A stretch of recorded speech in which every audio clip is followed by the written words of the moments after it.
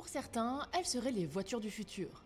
Ce jeudi 20 novembre, au circuit de Nevers-Manicourt, l'Automobile Club de l'Ouest, l'organisateur historique des 24 heures du Mans, a présenté des prototypes qui devraient révolutionner la course automobile.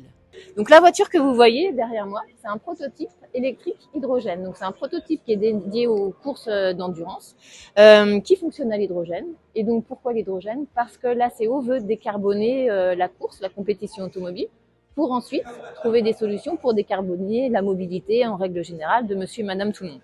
Donc si vous voyez cette voiture, elle utilise une pile à combustible. Donc, quand vous envoyez l'hydrogène gazeux dans la pile à combustible et que vous récupérez l'oxygène ambiant autour de la voiture, dans la pile à combustible, il y a une réaction chimique qui se produit forcément. C'est formation d'H2O, formation d'électricité et un peu de chaleur. Et donc l'électricité, on l'utilise. Donc en fait, une voiture à pile à combustible hydrogène, c'est une voiture qui fabrique elle-même son électricité. Et donc zéro émission. L'hydrogène, bien que les questions de production, d'acheminement et de conservation restent sensibles, est une piste pour pallier les défauts de l'électrique. L'électrique, la solution n'est pas adaptée aujourd'hui pour l'endurance puisque le temps de recharge et l'autonomie est trop long. L'hydrogène, en revanche, offrait cette solution d'avoir un temps d'autonomie, de temps de course à peu près similaire à une voiture à moteur thermique classique. Le résultat de 8 ans de réflexion menée par un groupe de travail international regroupant plusieurs constructeurs dont Toyota, Alpine et Ligier. Mais comme toute voiture, ces prototypes à hydrogène doivent faire le plein.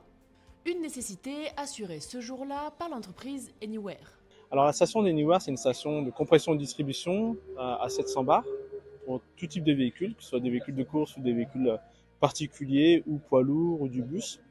Et l'idée, c'est d'avoir la station la plus compacte possible, la moins chère possible, mais tout en gardant les performances d'une station la plus grosse possible.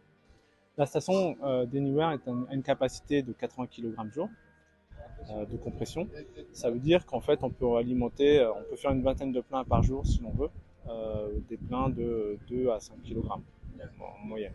Des prototypes qui devraient prendre le chemin de la course automobile à l'horizon 2028.